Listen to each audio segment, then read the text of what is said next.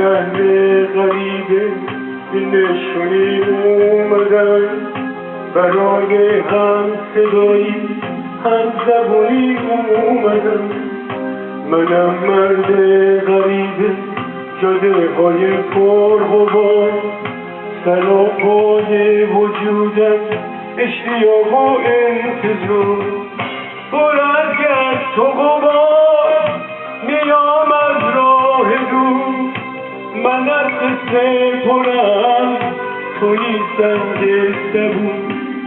چه خوبه پاک کنی غبار رو از تنم، که خستم از سفر به فکر موندنم.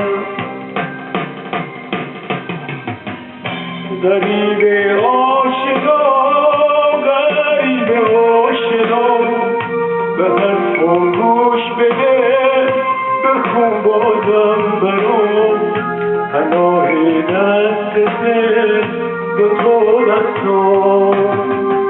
چه خوبه سقفمون یکی باشه با هم، بمونی منتظر تا برگردم خونم. تو زندونم با تو من آزادم.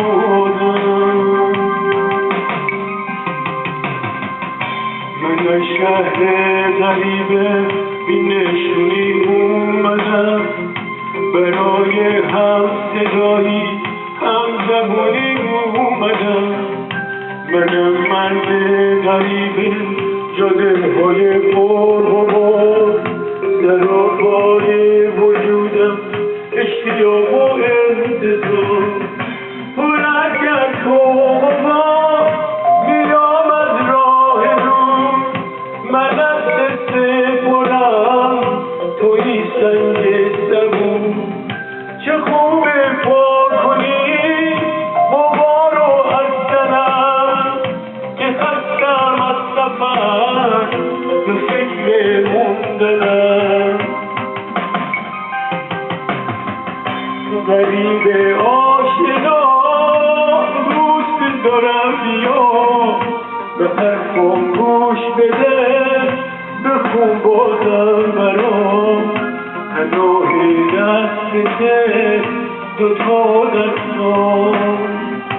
چه خوبه سقفمون یکی باشه با هم، بمونی منتظر تا برگردم خونم. تو زندونم با تو من آزادم.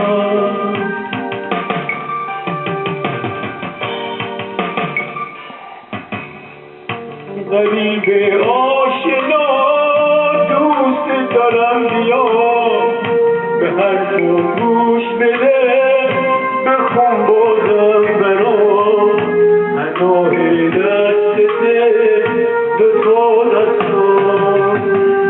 چه خوبه سقفمون یکی باشه با هم، بمونی منتظر تا برگردم خونم. تو زندونم با تو من آزادم.